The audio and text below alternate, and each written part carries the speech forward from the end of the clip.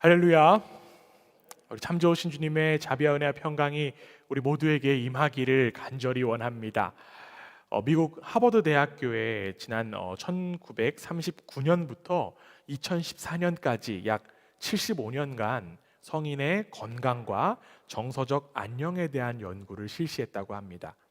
하버드 대학교 학생들과 그다음에 보스턴 지역의 가난한 소년들을 대상으로 이들이 20대부터 이제 90대 이상까지 어떻게 살았는지에 대해서 연구를 했습니다. 그리고 그 결과에 대하여 이러한 결론이 나왔다고 합니다. 지난 75년 죄송합니다. 지난 75년 동안 연구를 통해 얻은 한 가지 분명한 메시지는 좋은 인간관계가 우리를 보다 행복하게 하고 건강하게 한다는 사실입니다. 그게 전부입니다. 결론은 다름 아닌 행복하려면 좋은 관계를 누려야 한다라는 것입니다.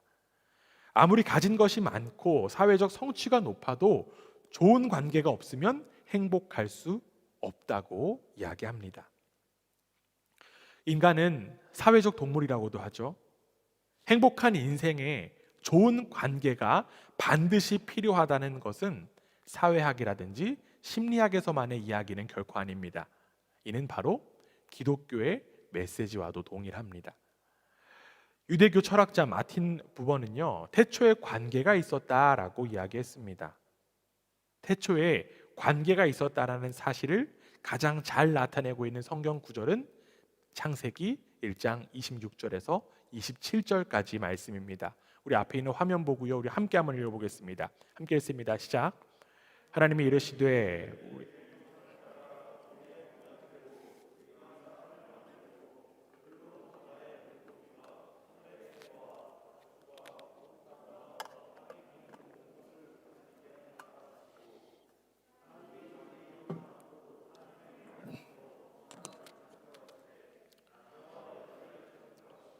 아멘.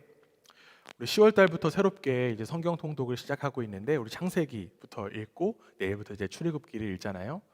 그런데 이제 창세기 천지 창조를 살펴보면 하나님은 주로 단수로 표현되었습니다. 그런데 지금 우리가 읽었던 것처럼 인간을 창조하는 이 대목에서는 갑자기 하나님이 우리라고 하는 단어로 명시되고 있습니다. 하나님이 혼자 계시는 분이 아니라 함께 계시는 분이라는 것입니다. 그리고 그 형상으로 창조된 인간도 근본적으로 관계적인 존재가 될 수밖에 없습니다. 즉 인간이 하나님의 형상을 닮았다라고 하는 것은 인간이 관계를 통해서만 삶의 의미와 목적을 발견할 수 있다라고 하는 의미인 것입니다. 이렇게 인간에게는 본질적으로 관계가 반드시 필요합니다. 좋은 관계를 가지고 우리는 연합한다라고 하는 표현으로 대체할 수도 있습니다. 이 연합이라고 하는 단어를 국어사전에 찾아보니까요, 두 가지 이상의 사물이 서로 합동하여 하나의 조직체를 만드는 것 또는 그렇게 만든 조직체라고 합니다. 태생적으로 관계가 중요한 인간에게 사람과 사람 사이의 연합은 너무나도 중요합니다. 그리고 그 연합은 더욱 확장되어 한 인간에게만 머물지 않고 가정과 가정의 연합, 그리고 회사와 회사의 연합, 더 나아가 국가와 국가의 연합까지도 확대됩니다. 그만큼 우리에게 이 연합이라고 하는 가치는 너무나도 중요합니다. 특별히 태초부터 관계가 있었음을 믿는 우리 기독교인들에게 이 연합이라고 하는 의미는 더욱더 중요하죠. 교회 안에서도 이 연합이라고 하는 단어가 심심치 않게 사용되곤 합니다. 어떤 단어가 있을까요? 남선교회 연합, 여산교회 연합, 연합예배 등등. 우리는 늘 연합을 추구합니다. 그런데 문제는 연합이라는 단어가 가지는 의미와는 다르게 실제로 연합하기가 쉽지 않다는 것입니다. 사실 우리는 어떻게 연합하는지에 대하여 잘 모른 채 추상적으로 연합이라고 하는 것만 이야기할 때가 너무나도 많습니다. 이를 다시 관계라는 단어로 바꿔도 마찬가지입니다. 특별히 외국 생활에 있어서 가장 힘든 것이 관계라고 해도 과언이 아닐 것입니다. 이런 이야기 있잖아요. 10길 물속은 알아도 한 길 사람 속은 모른다라고 하는 속담이 있듯이 다른 사람과 좋은 관계를 맺는 일은 생각보다 쉽지 않습니다. 그렇다면 우리는 어떻게 좋은 관계를 맺을 수 있을까요? 우리는 어떻게 좋은 연합을 맺을 수 있을까요? 우리는 어떻게 해야 하나님의 형상으로 회복될 수 있는 것일까요? 오늘 성경 본문은 우리에게 연합함에 있어 가장 중요한 것과 그 연합의 방법에 대해서 분명하게 이야기하고 있습니다. 말씀을 통해 좋은 관계 속에서 행복을 누리는 우리 모두가 되기를 주님의 이름으로 간절히 원합니다.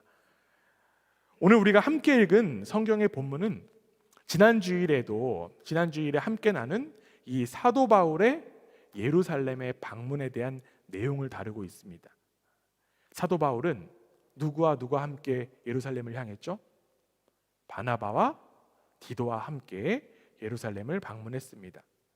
바울은 예루살렘을 방문한 것이 자신이 의도한 것이 아니라 하나님께서 계시했기 때문에 예루살렘을 방문했다라고 이야기했습니다. 하나님의 계시에 따라 예루살렘을 방문한 이 사도 바울의 일행은 예루살렘 교회의 지도자들을 만나야만 했습니다. 당시 교회의 유력한 지도자들은 야고보, 그리고 베드로, 요한 이렇게 있었습니다. 바울은 자신이 계시로 받은 그 복음과 또한 예루살렘 사도들의 복음의 동일함을 확인하고자 했습니다. 그래서 그들에게 이야기하고 그들을 찾아갔습니다. 바울은 오늘 본문인 이 갈라디아 교회에 보내는 편지를 통해서 그 만남이 어떠했다라는 이야기를 전해주고 있습니다. 오늘 본문 9절 말씀인데요, 우리 앞에 화면을 보고 우리 한 목소리로 다시 한번 더 읽어보겠습니다. 함께 읽습니다. 시작. 또 기둥같이 여기는 야고보와 게바와 요한도 내게 주신 은혜를 알므로 나와 바나바에게 친교의 약수를 하였으니 우리는 이방인에게로 그들은 할례자에게로 가게 하려 함이라. 아멘. 바울은 예루살렘 교회의 기둥인 야고보와 베드로와 요한이 자신과 바나바에게 무엇을 했다라고 기록하고 있죠? 친교의 악수를 하고 있다라고 지금 이야기합니다. 여기에 친교라고 하는 단어의 헬라어 원어는 여러분들이 잘 알고 있는 코이노니아입니다. 이 코이노니아라고 하는 단어는요, 교제와 친교의 의미가 있지만 그 속에 더 들어가 보면요, 동료의식, 동역의 의미를 내포하고 있습니다. 예루살렘의 지도자들과 바울이 이 악수한 행위는 연합의 의미가 강하다라고 우리가 볼 수 있다는 거예요. 이들은 하나님께서 각자에게 주신 사명을 확인하고 인정하는 연합의 악수를 하고 있는 것입니다. 우리는 이 악수를 통하여서 연합할 수 있는, 또한 우리가 함께 연합할 수 있는 그 방법과 근거를 확인해 보고자 합니다. 지금 방금 읽었던 구절을 보면요, 이 연합의 악수가 그냥 나온 것이 아님을 이야기하고 있습니다. 이 악수의 전제가 지금 있음을 이야기하고 있어요. 그 전제가 지금 무엇이죠? 내게 주신 은혜를 알므로. 예루살렘 교회의 지도자들과 사도 바울이 연합할 수 있었던 첫 번째 이유는 바로 은혜 때문이었습니다. 뭐 때문이라고요? 은혜 때문이었습니다. 우리 옆에 사람과 이렇게 한번 인사하기 원합니다. 은혜를 압시다. 네, 은혜를 압시다. 네, 감사합니다. 그들은 은혜라고 하는 공통 분모를 가지고 악수를 했던 것입니다. 우리에게 은혜는 무엇입니까? 모든 것이 은혜. 네, 모든 것이 은혜죠. 하나님께서 허락하신 모든 것이 다 은혜입니다. 그런데 그 은혜 중에 은혜가 무엇입니까? 바로 예수 그리스도가 우리에게 가장 큰 은혜입니다. 에베소서 1장 7절에 보면 사도 바울이 이렇게 이야기하고 있어요. 우리는 그리스도 안에서 그의 은혜의 풍성함을 따라 그의 피로 말미암아 속량 곧 죄사함을 받았느니라. 예수 그리스도께서 우리의 죄를 대속하셔서 십자가에 달려 죽으셨기 때문에 우리는 죄사함이라고 하는 은혜를 누리게 되었습니다. 하나님의 그 무한하신 은혜를 입었기 때문에 하나님과 우리 사이에 있었던 막혔던 담이 무너지게 된 거예요. 예수 그리스도의 은혜로 인하여서 우리는 생명 얻은 사람입니다. 그런데 그 하나님과 우리 사이에 막혔던 담만 무너진 것이 아님을 우리는 알아야 돼요. 그 은혜가 하나님과 우리 사이에 막혔던 담만 무너뜨린 것이 아니라 다른 담도 무너뜨렸어요. 에베소서 2장 13절 우리 함께 한번 읽어보겠습니다. 함께 읽습니다. 시작. 이제는 전에 멀리 있던 너희가 그리스도 예수 안에서 그리스도의 피로 가까워졌느니라. 아멘. 예수 그리스도의 은혜로 말미암아 서로 다른 이들이 가까워질 수 있다라고 지금 사도 바울이 이야기하고 있습니다. 사도 바울뿐만 아니라 예루살렘 교회의 지도자들도 그 은혜를 분명히 경험했습니다. 하나님께서 베푸신 그 은혜가 자신을 향한 것임을 그들은 분명히 알았기 때문에 서로를 용납하고 연합할 수 있었던 것입니다. 하나님의 은혜를 경험한 이들은 연합할 수 있습니다.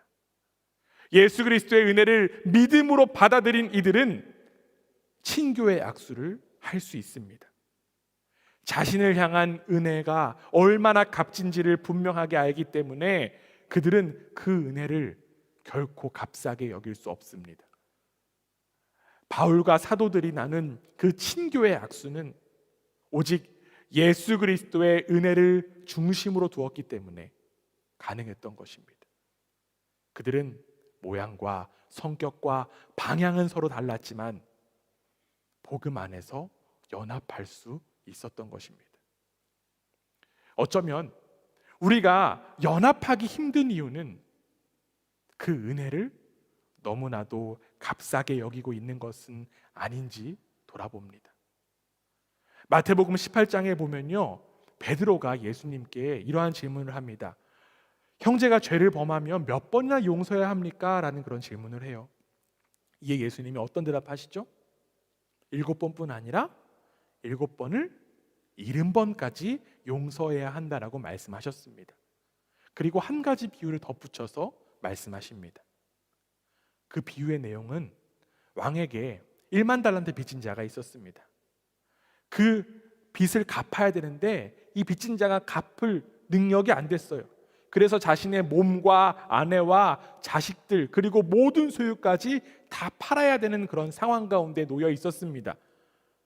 그런데 왕은 그 빚진 사람을 불쌍히 여겨서 1만 달란트를 탕감해 주었습니다. 이 빚을 탕감받은 사람이 이제 길거리를 걸어가고 있었는데 마침 자신에게 100데나리온을 빌린 사람을 발견한 것입니다. 그를 발견하자 이 사람은요, 그 사람의 멱살을 딱 잡고 옥에 가둡니다. 그런데 이 모습을 사람들이 보게 되었어요. 그리고 그 모습을 왕에게 전달합니다. 이 소식을 들은 왕은 어떻게 했을까요? 왕은 다시 그 1만 달란트 빚진 사람을, 그 탕감해 준 사람을 다시 불러서 이렇게 이야기합니다. 마태복음 18장 33절인데요. 내가 너를 불쌍히 여김과 같이 너도 내 동료를 불쌍히 여김이 마땅하지 아니하냐. 왕은 그를 옥에 가두게 되었다라고 하는 말씀을 예수님께서 전해주십니다. 예수님께서 이 말씀을 전해주신 이유가 무엇이었을까요? 주님은 은혜를 경험한 사람의 그 삶의 모습을 가르쳐 주고자 했던 것입니다. 하나님의 은혜로 죄를 탕감받은 우리는 그 은혜를 바라보고 용서와 용납의 삶을 살아야만 합니다. 즉, 우리의 모든 관계의 중심에는 바로 하나님의 은혜가 새겨져야만 합니다. 우리는 하나님의 은혜로 생명 얻은 이들이기 때문에 그렇죠. 사실 돌아보면요, 우리가 연합할 수 없는 이유는 너무나도 많습니다. 다른 삶의 배경이 있고요, 다른 위치가 있고요, 다른 성격이 있습니다. 다름을 나열하면 끝이 없을 거예요. 그러나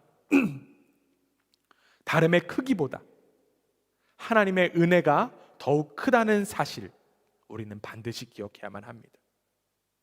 예루살렘의 사도들이 바울과 친교의 약속을 나누며 연합했던 그 역사가 우리 그라치 반석교회 일어나기를 간절히 원합니다.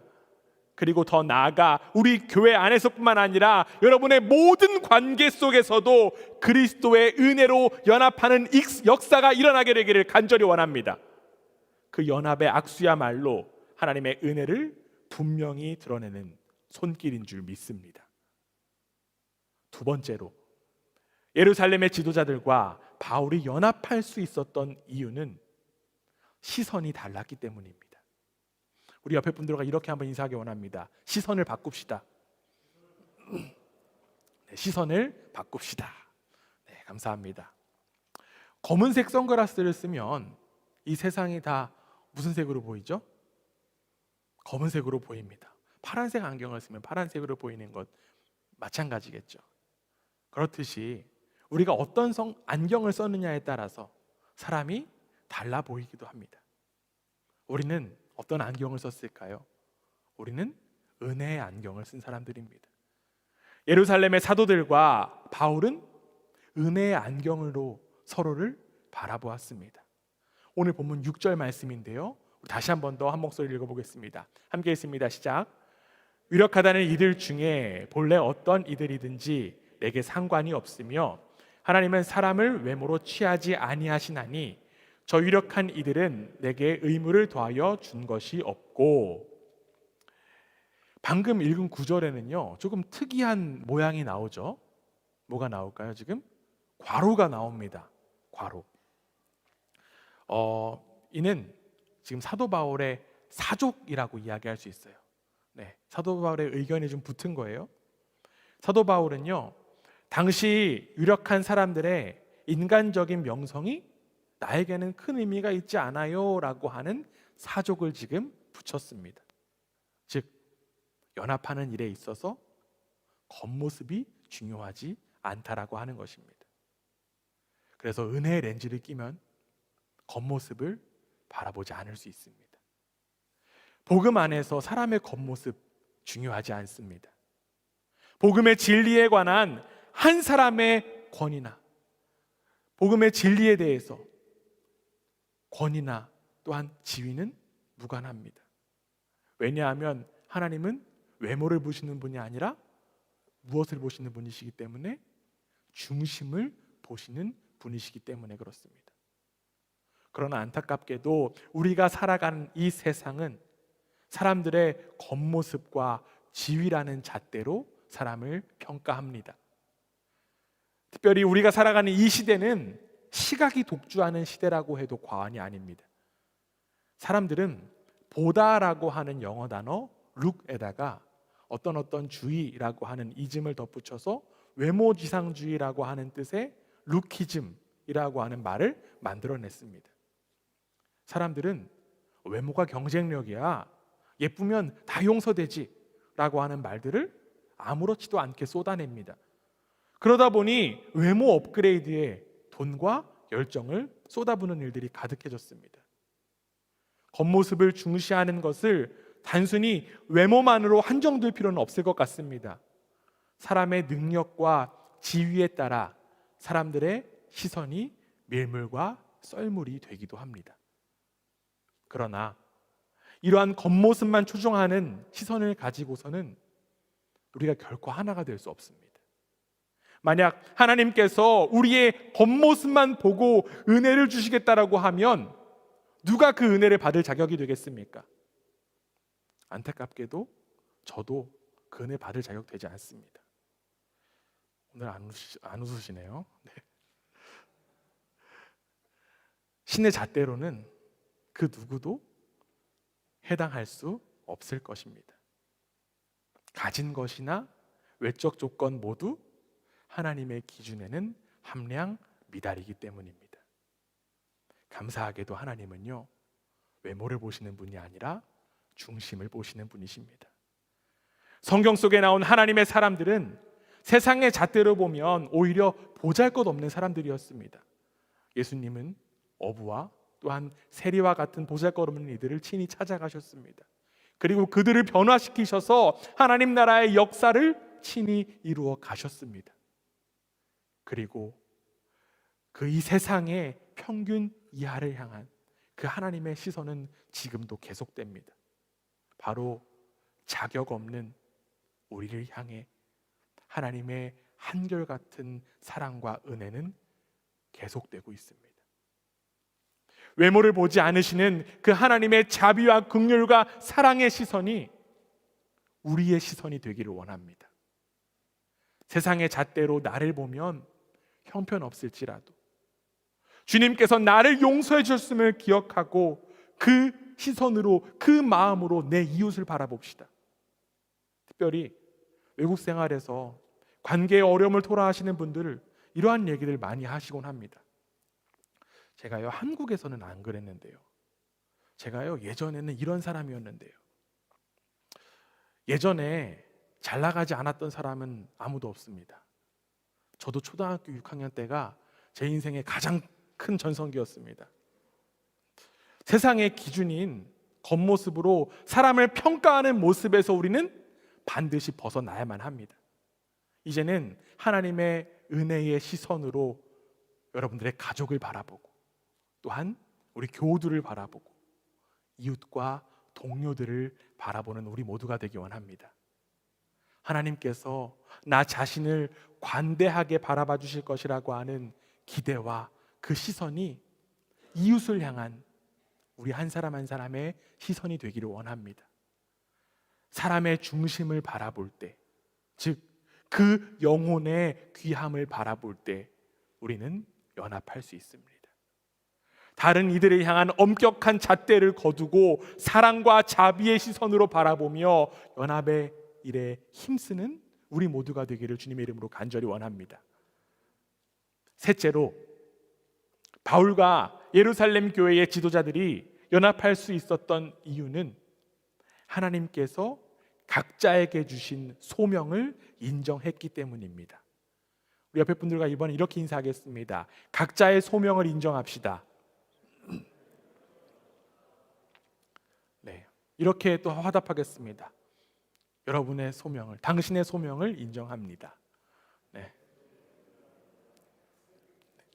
네, 감사합니다. 오늘 본문 7절에서 8절 말씀, 네, 우리 다시 한 번 더 함께 읽어보겠습니다. 함께 읽습니다. 시작.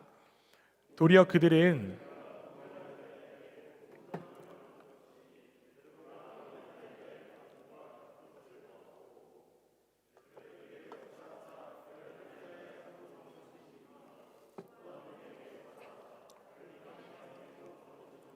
아멘.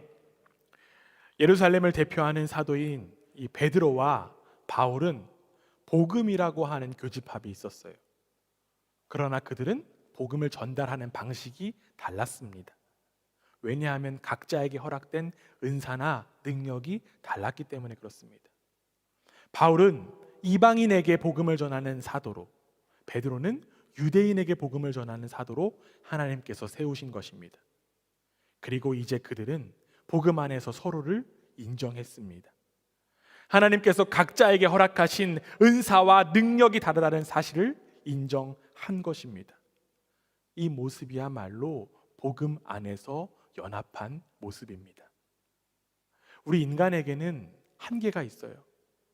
시간과 공간, 그리고 육체의 한계가 우리에게는 분명하게 있습니다. 아무리 내가 복음을 가지고 있고 복음을 전한다라고 하는 귀한 사명을 가지고 있어도 모든 일들을 혼자 감당할 수가 없습니다. 복음을 전한다라고 하는 그 귀한 일 혼자 감당할 수 없다라는 거예요. 왜냐하면 우리는 순간 이동할 수도 없고요, 분명히 언어적인 한계도 분명히 있습니다. 우리와 동일한 이 한계를 가지고 있었던 바울과 베드로는 복음을 전해야 한다라고 하는 그 사명 아래 다른 방향으로 나아가는 동역자가 된 것입니다. 이렇게 하나님의 일하심은 연합함으로 가능합니다. 주중에 함께 묵상한 말씀 출애굽기에서는 성막과 여러 가지 기물에 만드는 방법에 대해서 내용이 나왔습니다. 쉽지 않은 말씀들이 계속되면서 많은 분들이 묵상하기 참 어려웠을 것이라고 생각이 들고 저도 참 어려운 시간들이었습니다. 기물에 대한 말씀 뒤에 이제 출애굽기 31장에 보면요, 그 일을 감당하는 사람의 모습이 나옵니다. 하나님은 성막과 그 속의 기물들을 만드는 기술자로 부살레를 임명하셨습니다. 하나님은 그 일을 감당할 이 부살렐에게 하나님의 영과 지혜와 총명과 지식과 재주를 더하셨습니다. 그리고 하나님께서는 이 부살렐에게 또 한 가지를 허락하셨습니다. 출애굽기 31장 6절 말씀인데요, 내가 또 단지파 아히사막의 아들 오홀리압을 세워 그와 함께하게 하며 지혜로운 마음이 있는 모든 자에게 내가 지혜를 주어 그들이 내가 내게 명령한 것을 다 만들게 할지니. 하나님은 부살렐이 혼자 모든 일을 하도록 두지 않으시고 오홀리압과 여러 기술자를 협력자로 세워주셨습니다. 이렇게 하나님은 항상 하나님의 일을 함께할 자들을 허락하십니다. 우리는 하나님의 일을 감당하는 것 결코 혼자 해서는 안 됩니다. 제 아무리 능력이 출중하더라도 하나님은 하나님의 일을 함께 감당하기를 원하십니다. 특별히 복음의 사역은 동역자들이 함께 할 때 가능합니다. 옆에 있는 이들 바라보시기 바랍니다. 네. 가까운 분이시라면 손을 한번 맞잡으시기 바랍니다. 네. 지금 바로 옆에 있는 이들이 하나님의 복음을 위하여서, 그 복음 전파를 위하여서 하나님께서 허락하신 동역자들입니다. 부살렐 옆에 오홀리압이 있었고요, 모세 곁에 아론이 있었고요, 그리고 이제 바울과 베드로는 동역자로서 서로를 인정하며 복음의 역군으로 거듭납니다. 이제 손 놓으셔도 돼요. 네. 네. 아무리 춥다고 네. 각자에게 허락된 그 재능과 능력을 바라보고 인정하며 오로지 복음만을 위해 전진하는 우리 모두 되기 원합니다. 서로 다른 우리가 복음 안에서 하나 될 때 가장 강력한 복음의 다이너마이트가 될 줄 믿습니다. 우리는 그 복음 가지고 세상을 향해 나아갈만 합니다. 우리가 연합하는 것이 아니라, 내가 연합해야지 라고 해서 연합하는 것이 아니라 그리스도께서 우리를 연합하게 하십니다. 예수 그리스도로 말미암아 연합하여 행복한 우리의 삶이 되기를 주님의 이름으로 간절히 원합니다. 설교의 마지막을 어거스틴의 문장으로 마치겠습니다. 본질에는 일치를, 비본질에는 자유를, 모든 일에는 자비를. 아멘.